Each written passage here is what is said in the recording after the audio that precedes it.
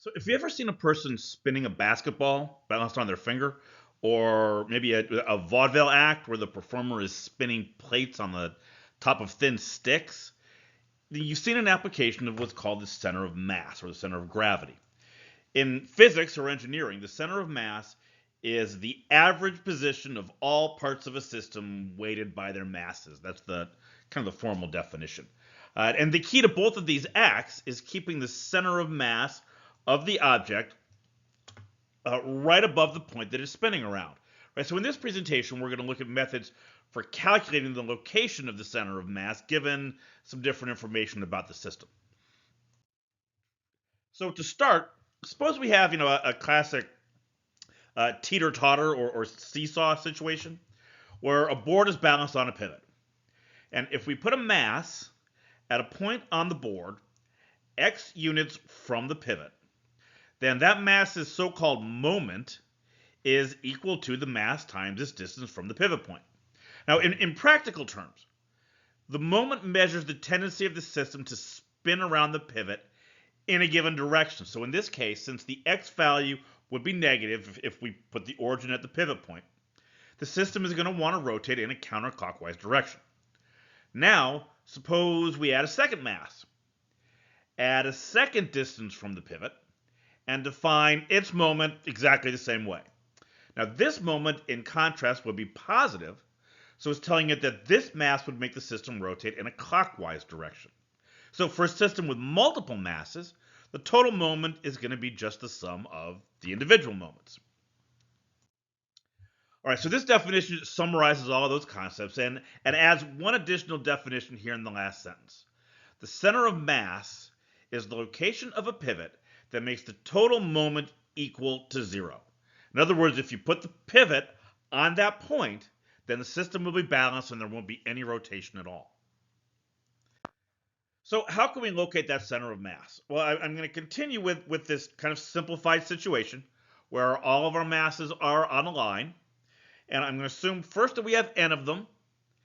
And I'm going to label each of those masses m sub I, where I goes from 1 up to n. And I'm going to let x sub I be the distance mass m sub I is from the pivot point x. And it's that x value, that x number, that we want to come up with a formula for. Okay, well, just by our previous definition, the individual moments are x minus x sub I times m sub I. And there's no absolute value or anything in here because we do want to allow for these moments to be negative. So the total moment then is the sum of the individual moments. Remember, we're looking for the center of mass, and that's the point where this total moment is equal to 0. Okay, so now all I got to do is solve this for x. Yeah, and we'll have our answer. So I'm going to start by splitting up the sum.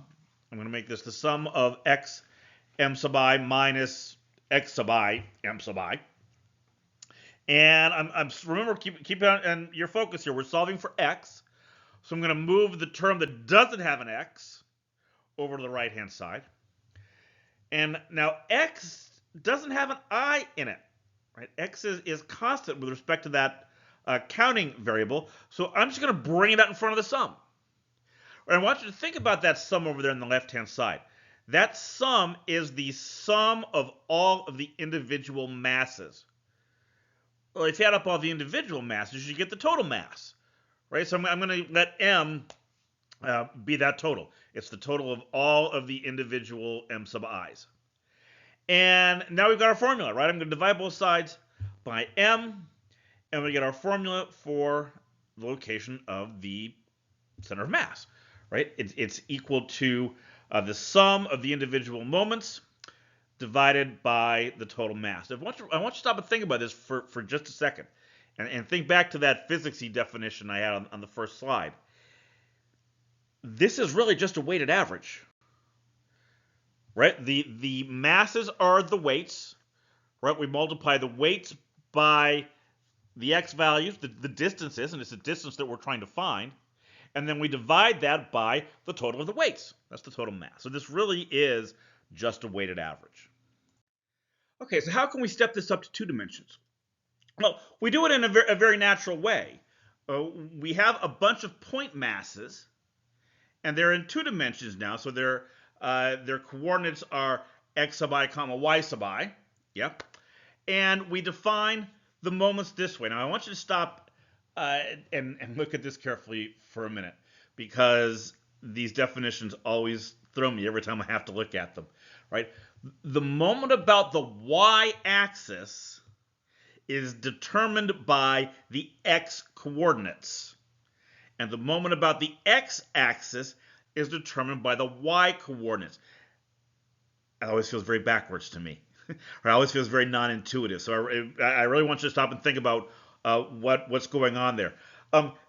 The x values are the distance from the y-axis, which means they are defining the tendency of the object to rotate around the y-axis.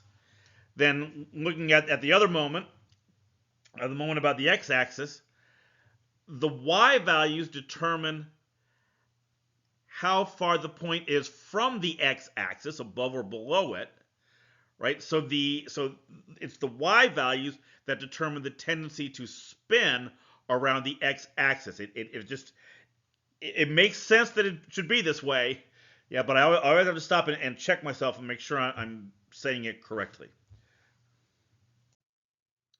Okay, so how can we take that next step and move away from the discrete case where we have a finite number of points to the continuous case where we actually have a solid plate and we want to figure out where its center of gravity is? Well, I've got an example here, right? I've got our plate, and it's bounded by 2 functions, f of x on the top and g of x on the bottom. And we want to know where the center of mass is from the point x equals a to x equals b. And we're going to assume for now that the density is uniform, right? It's made out of a single type of substance that's even throughout. And we're going to call that uniform density rho. Okay, so I've got one formula up here for us that we're going to need at several points. The total mass is equal to the density times the area. The density we know, that's rho. And we know from all the way back in first semester calculus how to find the area between 2 curves. We subtract the 2 curves and we integrate from a to b.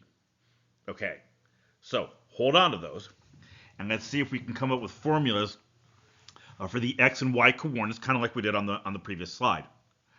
Okay, so I'm going to do something that hopefully is very familiar by now. I'm going to look at a thin section of the plate. Right, I want you to think about dividing that interval from a to b up into n tiny subintervals. Right, and I'm thinking about what's going on with this interval. Then we'll do some integration, and that'll add everything up. Okay, so the width of this interval, that's going to be delta x. And the coordinates of the middle of the interval, the center of mass of this interval, will be x sub I comma y sub I. Because the density is uniform and this is a regular geometric shape, right, the center of mass is going to be in its exact center. I'm going to call that x sub I and y sub I. Okay, so y sub I is the middle of that rectangle. Well, the middle of that rectangle is at f of x sub I plus g of x sub I divided by 2. It's just the average, yeah? Okay, now we can talk about the moment. The moment is equal to, remember, it's the distance times the mass. So the distance, that's the y sub I that we just figured out. That's f of x sub I plus g of x sub I divided by 2. The area is delta x times f of x sub I minus g of x sub I. And if we multiply the area by the density, we get the mass. And so that is the individual moment of this particular subinterval. Okay, the total moment is approximately equal to the sum of the moments of these individual intervals.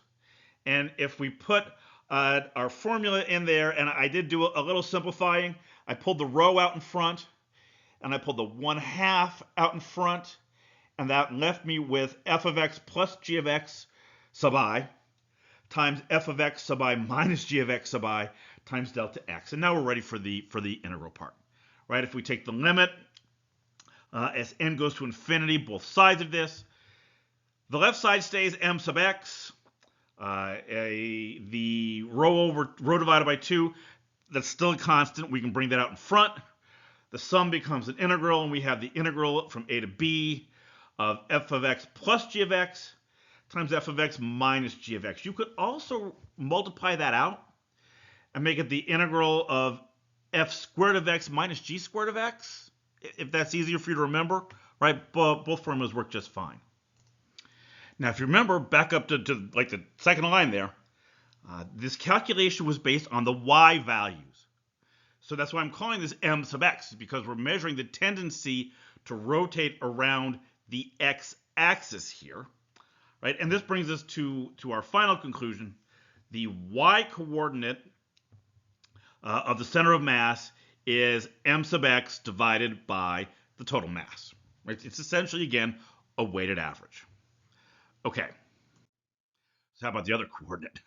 Right? How about going in around the other axis?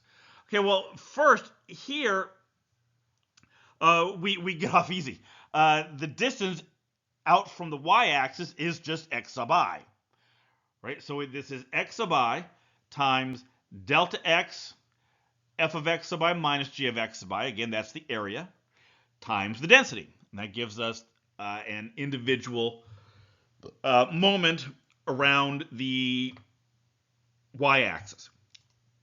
If we add all of these up, we get this formula here.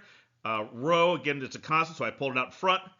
Rho times the sum of x sub I, f of x sub I minus g of x sub I times delta x. Now we go to the limit. The m sub y stays the same. The approximation becomes equality, and the sum becomes an integral. And we get the formula for the moment around the y-axis, which, I don't know, to me it seems simpler, right? But in any event, there's our moment around the y-axis, and that gives us the x-coordinate of the center of mass, which again is the moment, the total moment, m sub y, divided by the total mass. Okay, I know that was a lot to take in, right? But this, I sum everything up here and I just added a few conditions. F and g have to be continuous functions. F of x needs to be the upper function at all times on this interval. A uniform density rho, and then we get our set of formulas here. Okay, I know that was a lot to take in. This is one of the more complicated set of formulas that I think we've derived so far. So I encourage you to take a moment, think that through, make sure you got all the concepts straight in your head. Then in the next lecture, we'll look at some examples to see how we can use these formulas. Now, one other thing I want to mention before we move on, some of you may have noticed that I really didn't take this quite all the way. Right? I took this up to the case where we have a two-dimensional, variably shaped object, but there's that assumption about the density, right? Could we do this in a situation where the density isn't uniform? Again, assuming we had a formula that defined the density at various points.